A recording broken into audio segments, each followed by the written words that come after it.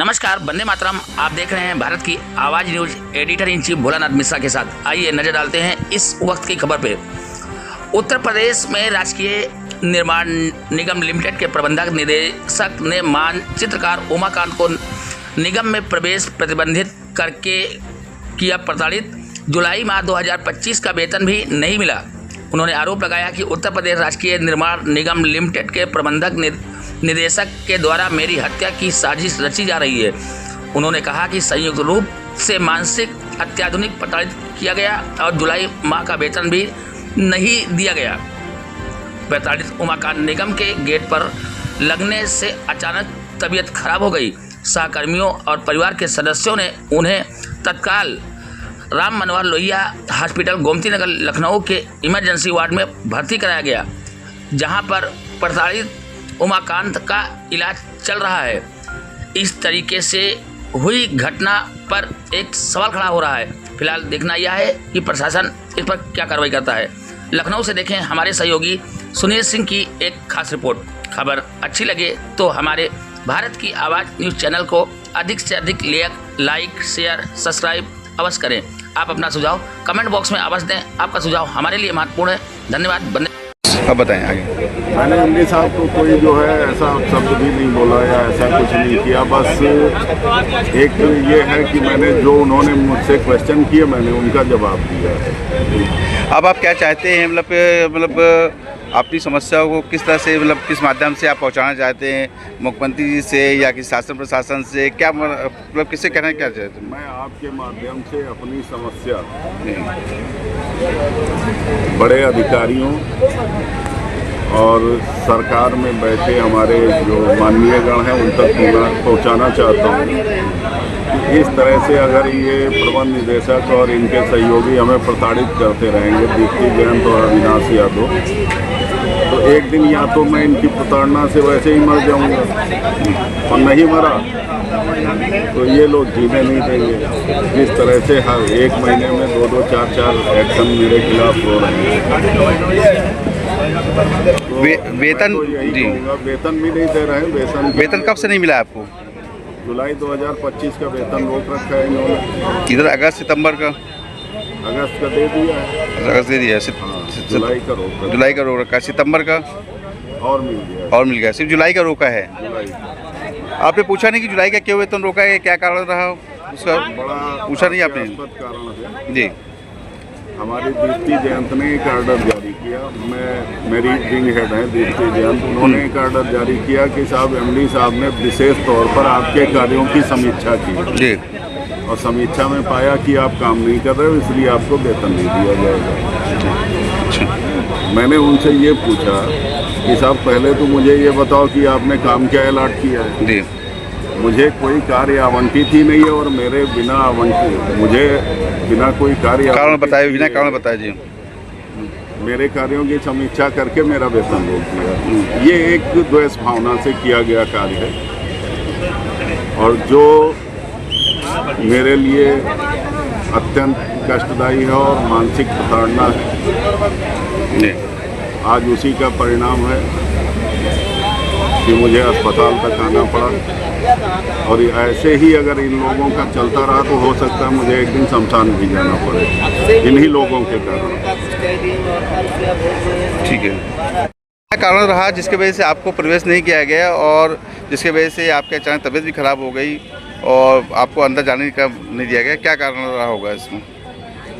देखिए, कारण तो एक नहीं कई हैं। मेरे विरुद्ध 2 वर्ष से पूर्व जो है 2 जांचें संस्थित की गई थी जिनको डिसाइड नहीं किया गया, तो मैंने उनके विस्तारण के लिए एमडी साहब को पत्र लिखा। पत्र लिखे जाने को लेके इतना नाराज हो गए एमडी साहब कि उन्होंने मुझे कई धमकियां दी और बहुत जो है ऊंची आवाज़ में और एक तरह से आप कह सकते हो अभद्रता की उन्होंने मुझे। फिर जो है वो धमकियों को अमल में लाना शुरू कर दिया। सबसे पहले उन्होंने मेरा जो है वेतन रोक दिया। जुलाई 2025 का वेतन रोक दिया। वेतन रोकने के बाद मेरा ट्रांसफ़र कर दिया देहरादून मुख्यालय से। जबकि ट्रांसफ़र के बारे में आपको बताऊं, 1 साल के अंदर ये मेरा तीसरा ट्रांसफ़र है और देहरादून में मेरे पोस्ट का जो है वो वैकेंसी नहीं है, वहाँ पर कोई पद ही नहीं है, लेकिन वहाँ ट्रांसफ़र कर दिया इन्होंने अपनी जिद में। उसके बाद इन्होंने मेरी गाड़ी का पास था मुख्यालय में प्रवेश के लिए, उसको निरस्त कर दिया। अभी 6 तारीख को इन्होंने मेरा मुख्यालय में प्रवेश प्रतिबंधित कर दिया। इसमें सहयोग किया हमारे निगम के 2 और अधिकारियों ने। एक है दीप्ति जैन, संयुक्त मुख्य वास्तुविद। वेतन रोकने में उन्होंने सहयोग किया और मुझे वाहन और प्रतिबंधित करने के लिए एक हमारे हैं अविनाश यादव, प्रबंधक प्रशासन, इन्होंने एमडी साहब का सहयोग किया। इन तीनों ने मिलकर मुझे इतना प्रताड़ित कर रखा है कि या तो मैं नौकरी छोड़ दूं और या फिर जैसे आज मैं धरने पे बैठा, मुझे प्रतिबंधित किया गया, मैं धरने पे बैठा, ऐसे ही किसी दिन मेरी जान चली जाए। जहाँ तक मुझे लगता है इन लोगों की ये मंशा है कि ये मेरी जान के दुश्मन बन गए। यानी आपको मतलब कहते हैं कि आपसे मतलब बहुत ज़्यादा दिक्कतें हैं, जो भी जिसकी वजह से आपको इतनी परेशानी हुई। आज यहाँ पे आपका मतलब तबीयत भी ख़राब हो गई, और जैसे कि आपने बताया कि वो आपसे ज़्यादा ही मतलब वो, तो कुछ कारण पर इसके पहले भी आपसे कुछ कहा सुनी, कुछ इस प्रकार का कुछ ऐसा कुछ हुआ या कुछ इस तरह से जो है जिसके वजह से जो है? मेरी अब तक सिर्फ 2 मुलाकातें हुई एमडी साहब से। पहली में उन्होंने मुझे धमकियां दी और दोबारा फिर बुला के कहा कि आप बताओ आपका ट्रांसफ़र कहाँ करना है।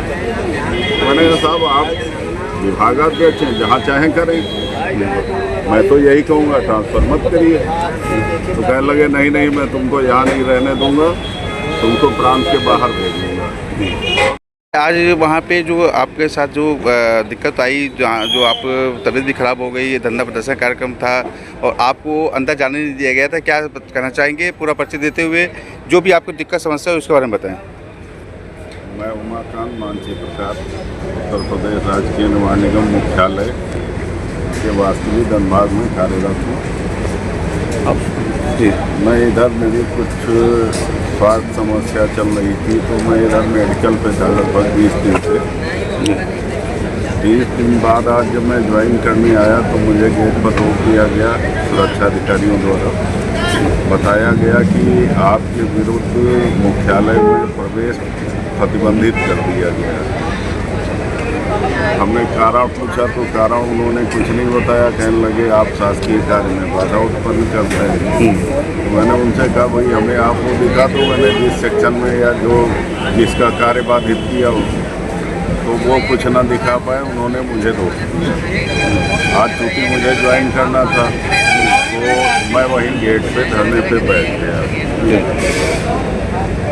और धरने पे बैठने के बाद 2-3 घंटे धूप में बैठा रहा। तो मैं चूँकि हार्ट पेशेंट हूँ, मेरे स्टंट पड़ चुका है, तो मुझे कुछ कार्डियक प्रॉब्लम हुई, बीपी वगैरह बढ़ गया। तो हमारे साथीगण जो वहाँ पे थे वो लोग हमें लेके लोहिया आ गए और अभी मैं लोहिया में। तो धरने में आपके साथ मतलब और भी कोई था, मतलब या आप स्वयं अकेले थे मतलब वहाँ पे? नहीं, मैं क्योंकि मेरा इंडिविजुअल मैटर था, मेरे व्यक्तिगत आदेश थे, तो मैं ही बैठा था। बाकी और लोग वहाँ पर सहयोग भी आए हुए थे, बैठे हुए खड़े हुए थे, लेकिन विशेष तौर पर मैं ही बैठा था अकेले धरने पर। ऐसा क्या कारण रहा होगा जिसकी वजह से आपको अंदर प्रवेश नहीं दिया? देखिए कारण तो इतने हैं कि आप पूछिए ही मत। मेरे भी थोड़ा सा बता दीजिए आप क्या? 2 साल पहले जो है जांच, 2 साल से काफ़ी समय पहले जांच संस्थित कर दी गई थी फर्जी, जिनका कोई आधार नहीं है। वो जांचें निस्तारित करने के लिए हमने एमडी साहब को पत्र लिखा। एमडी साहब ने मुझे बुला के मुझ पर नाराज़ हो गए, आपने पत्र क्यों लिखा? तो हमने साहब हम अपनी समस्या आपसे नहीं कहेंगे, किससे कहेंगे?